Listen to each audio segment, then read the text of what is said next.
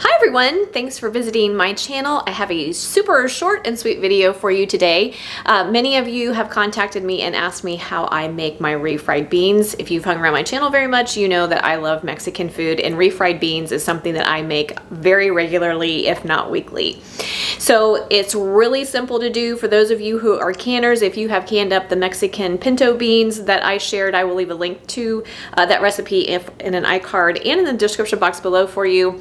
You know those beans are delicious, and they are the perfect base for making refried beans. Now, making homemade refried beans is super simple to do and really delicious, and you will be amazed at how much better they taste than what you buy in a can that is labeled refried beans. Part of this is going to be a tutorial for my sister. I was visiting her this past weekend and I was asking her if she knew how to make refried beans, and she said, yeah, you open a can. I'm like, no. Back up, we're not doing that. So this is for her, and we're gonna get started. You just need a few ingredients. For those of you who've canned up the Mexican pinto beans, you're gonna need those. If you are not a canner and you do not have those on hand, no worries. You're just gonna need 2 cans of pinto beans from the grocery store, the 15-ounce cans, and I will leave in the description box the seasonings that you will add to them. If you've canned up the Mexican pinto beans, we already have the seasonings in these pretty much, so these are pretty much good to go. Now you can also add a few things here. We're going to start by sauteing a couple of cloves of garlic in some olive oil. If you have bacon grease on hand, that's even better. I don't, so I'm just going to be using olive oil today, which is what I use most of the time, but you need some sort of fat. Bacon grease is the best. And then you can also saute a jalapeno. You could saute some onion. I always do garlic. That's a staple. So any other veggies that you want to add in to add a little flavor, that's good here, but I'm just going to do the garlic. If you want to do a jalapeno or an onion, you are more than welcome to do that as well. The only other thing that I highly recommend that you have on hand is a good potato masher. Now, before I purchased my potato masher, I would just use the back of a spoon, and that works fine for getting the right texture for your refried beans, but a potato masher is much easier than using the back of a spoon. I've also tried doing them in a food processor.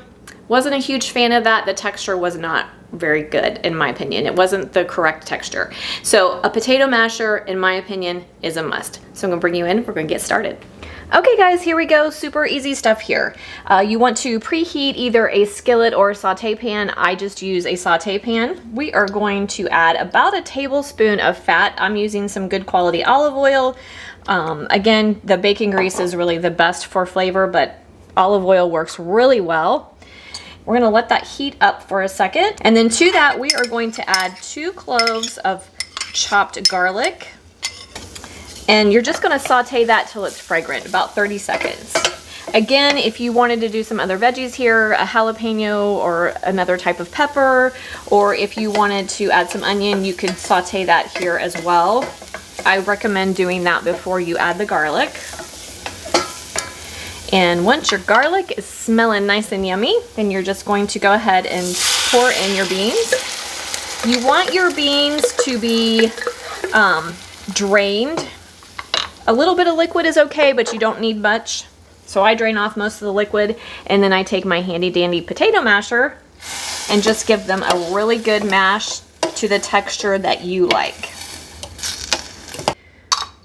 Okay, I like a little texture to mine. I do leave some of my beans intact, but you don't have to. You could completely mash them, but like I said, I like a little bit of texture. So I give them a good mash, stir them around. If I'm not happy with the texture, I will mash some more. Heat through and serve. Super, super simple. How easy was that? Just as easy as opening a can, right? Perfect texture. Absolutely beautiful. If you are a canner, make sure you can up the Mexican pinto beans. They are perfectly seasoned. So let's give them a taste just to be sure.